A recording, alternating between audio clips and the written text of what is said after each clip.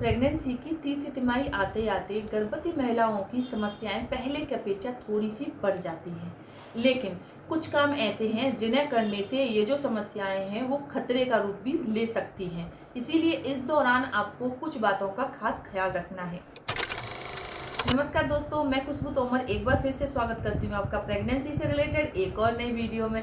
जहाँ पर आज का वीडियो एक बार फिर से उन महिलाओं के लिए बहुत ही ज़्यादा यूजफुल होने वाला है जिनकी प्रेगनेंसी का 7वां 8वां या 9वां महीना रनिंग में है।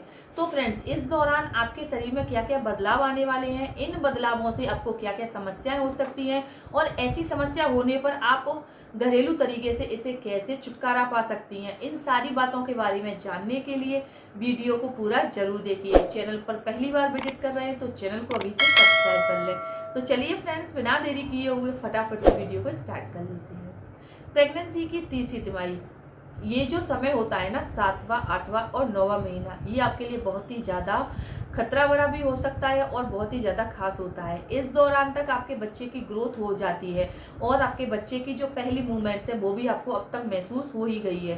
यानी कि 5वें 6वें महीने तक अक्सर महिलाओं को बच्चे की मूवमेंट्स फील होने लग जाती है। कुछ महिलाओं को बच्चे की मूवमेंट्स लेफ्ट साइड में, तो कुछ महिलाओं को राइट साइड में, कुछ महिलाओं को पेट के ऊपरी हिस्से में, तो कुछ महिलाओं को पेट के निचले हिस्से में बच्चे की जो हलचल है वो महसूस होती है।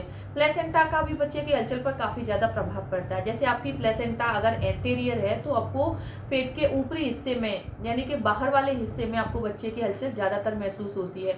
और जिन महिलाओं की जो प्लेसेंटा होती है वो पोस्टेरियर होती है, तो ऐसे में बच्चे की जो हलचल है वो आपको पीठ वाले हिस्से में ज़्यादातर महसूस होती है। यानी कि बच्चा जब मूवमेंट्स करता है, घूमता है, तो आपको अंदरूनी महसूस होता है। यानी देखा होगा आपने, कई सारे वीडियोज़ में देखा होगा, कई सारी महिलाओं को देखा होगा कि उनका बच्चे जब मूवमेंट्स करते हैं तो पेट उचकने लग जाता है, उनका जो पेट है वो उचकने लग जाता है, मूवमेंट्स होती है, पेट हिलता हुआ महसूस होता है। ऐसा एंटीरियर प्लेसेंटा में महसूस होता है। जिन महिलाओं की प्लेसेंटा पोस्टीरियर होती है उसमें बच्चा जब मूवमेंट्स करता है तो वो अंदर महसूस तो होता है लेकिन बाहर थोड़ा सा कम होता है। चलिए जानते हैं इस दौरान आपको क्या क्या बदलाव महसूस होने वाले हैं। सबसे पहला बदलाव है पेट और ब्रेस्ट में खुजली होना। जी हाँ, तीसरी तिमाही आते आते अक्सर महिलाओं को उनकी ब्रेस्ट, उनके पेट, उनकी जांघ पर खुजली होने लग जाती है। ऐसा हार्मोन्स में बदलाव होने की वजह से भी होता है, दूसरा डिहाइड्रेशन होने की वजह से भी हो सकता है, तीसरा किसी चीज़ से एलर्जी होने की वजह से भी हो सकता है। देखिए, अगर आपको डिहाइड्रेशन के होने की वजह से ऐसी खुजली हो रही है तो आपको पानी अच्छी मात्रा में पीना है। दूसरा, जैसे कि कई सारी महिलाओं को प्रेगनेंसी के दौरान साबुन या जैसे कोई आप बॉडी शावर यूज कर रहे हैं या फिर बॉडी जेल यूज कर रहे हैं, वो सूट नहीं करते हैं, कोई मॉइस्चराइजर सूट नहीं कर रहा है, इससे भी आपको खुजली हो सकती है। तो इस दौरान जैसे आपको ब्रेस्ट में खुजली हो रही है, कई सारी महिलाएं जैसे कि टाइट ब्रा पहनती है, टाइट आउटफिट्स पहनती हैं, टाइट अंडरवियर पहन रही हैं, तो जब वो चेंज करती हैं तो उनसे क्या है, बिकनी लाइन या पेंटी लाइन पर खुजली होने लग जाती है। तो ऐसे में आपको लूज कपड़े पहनने हैं। टाइट कपड़े पहनेंगे फिर आप लूज कपड़े पहनते हैं तो इससे भी बहुत ज़्यादा खुजली होती है। तो इस दौरान आपको लूज कपड़े पहनने हैं। दूसरा, अगर आपको खुजली हो रही है तो एलोवेरा जेल का इस्तेमाल कर सकते हैं। दूसरा, आपको कोकोनट ऑयल का इस्तेमाल करना है। प्रेगनेंसी के 5वें महीने से ही आपको जैसे खुजली वाली जो क्रीम आती है ना, उनको अपने गायने से पूछकर, अपने डॉक्टर से पूछकर जरूर लगाना है, क्योंकि प्रेगनेंसी के दौरान कई बार क्या है कि स्किन ड्राई होने की वजह से भी आपको खुजली होने लग जाती है।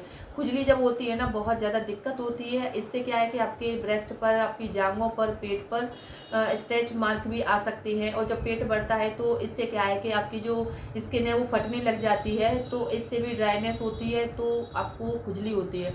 तो इसके लिए क्या है, बॉडी में नमी बनाए रखने के लिए खूब सारा पानी पीजिए। दूसरा, बॉडी को मॉइस्चराइज करके रखिए। एलोवेरा जेल, कोकोनट ऑयल या किसी भी तरह की क्रीम जो आपके डॉक्टर ने बताई हो उसको आपको ज़रूर लगाना है और आपको अपनी बॉडी को हाइड्रेट रखना है, जिससे कि खुजली की समस्या ना हो। दूसरा बदलाव है कमर और पीठ में दर्द होना। जी हाँ, तीसरी तिमाही आते आते क्या होता है कि बच्चे का वजन भी बढ़ जाता है, आपका वजन भी बढ़ जाता है, क्योंकि मोस्टली आपके डॉक्टर भी बोलते हैं, फैमिली मेम्बर्स भी बोलते हैं कि इस दौरान आपको अपनी डाइट पर फोकस करना है, खाना अच्छी मात्रा में लेना है और आपको हेल्दी खाना खाना है। जब आप हेल्दी खाना खाते हैं, खासतौर पर क्या है कि प्रेगनेंसी में मीठे की क्रेविंग ज़्यादा होती है और जब आप मीठा खाते हैं तो वेट बहुत जल्दी ही गेन होने लग जाता है। मेरे साथ भी ऐसा हुआ था, फर्स्ट प्रेगनेंसी में मुझे मीठे की क्रेविंग बहुत ज़्यादा होती थी, अभी भी होती है। मुझे मेरे घर में क्या है कि मीठा कभी ख़त्म ही नहीं होता है। मैं कभी लड्डू बनाती हूँ, कभी घेवर बनाती हूँ, कभी कुछ बनाती रहती हूँ। हफ्ते में कुछ ना कुछ मुझे मीठा बना के रखना ही होता है स्टोर करके, क्योंकि मुझे मीठे की क्रेविंग बहुत होती है। और जब हम मीठा खाते हैं ना तो उससे वेट गेन हो जाता है। मेरा फर्स्ट प्रेगनेंसी में 80 से 85 के बीच में मेरा वेट गेन हुआ था, यानी कि 50 से लेकर 85 तक। सोचिए कितना वजन बढ़ा था मेरा। तो इस दौरान मुझे क्या है कि जैसे 7वें 8वें महीने में क्या है, जब आपका वजन बढ़ जाता है और आपका जो पेट है वो भी बाहर आ जाता है, तो इसका दबाव आपकी रीढ़ पर पड़ता है, आपकी पीठ, आपके कूल्हों पर पड़ता है। तो इससे आपको उठने बैठने में दिक्कत आती है, साथ ही आपको कमर और पीठ में दर्द भी हो सकता है। कई सारी महिलाओं का पेट ज़्यादा बढ़ता है तो पेट के दबाव से भी आपको कमर पीठ में दर्द की समस्या हो सकती है। ऐसा मुझे इस प्रेगनेंसी में भी, यानी कि सेकंड प्रेगनेंसी में भी हो रहा है। अभी जैसे मेरा पेट दिखने लग गया है, 5वां महीना रनिंग में है, फिर भी मेरा पेट काफ़ी दिखता है। फ्रेंड्स, ऐसा इसीलिए है कि मैं अपनी जो डाइट है उस पर फोकस रखती हूँ, पौष्टिक आहार ले रही हूँ, हेल्दी चीज़ें खाती हूँ, जिससे बच्चे का वजन भी बढ़ रहा है, ग्रोथ भी अच्छे से हो रही है, मेरा वजन भी काफ़ी बढ़ रहा है। पहले नहीं बढ़ रहा था, मुझे बहुत टेंशन हो गई थी। उसके बाद जब मैंने अपनी डाइट पर फोकस किया तो अभी वेट गेन हो रहा है। तो इस दौरान मुझे कमर पीठ में थोड़ी सी दिक्कत रहती है। अगर पेट मेरा ज़्यादा बढ़ता है तो मैटरनिटी बेल्ट का इस्तेमाल ज़रूर करूँगी। उससे क्या है कि पेट को सपोर्ट मिल जाती है और कमर पर दबाव नहीं बढ़ता, तो कमर और पीठ में दर्द नहीं होता। अगर आपको जैसे 5वें 6वें महीने में कमर में दर्द रह रहा है, पीठ में दर्द रह रहा है, तो ऐसे में आपको दिन में 2 से 3 घंटे के लिए आराम भी करना है। साथ ही आपको हल्के हाथों से, टाइट हाथ से नहीं, हल्के हाथों से अपनी कमर और पीठ की मसाज भी करनी है। इससे काफ़ी आराम मिल जाता है और नींद भी काफ़ी अच्छी आती है। तीसरा है नींद कम आना। जी हाँ, प्रेगनेंसी की तीसरी तिमाही आते आते कई सारे ऐसे कारण होते हैं जिनकी वजह से महिलाओं को अक्सर नींद कम आने लग जाती है। जैसे कि रात के समय पेशाब बार बार आने की वजह से भी आपकी नींद खराब हो जाती है, और जब एक बार नींद डिस्टर्ब होती है उसके बाद आना बड़ा मुश्किल हो जाता है। दूसरा, जैसे रात के समय जब करवट चेंज करते हैं तो आपको दर्द होता है, इससे भी आपको नींद में खलल पड़ जाता है और आपको नींद कम आने की समस्या हो जाती है।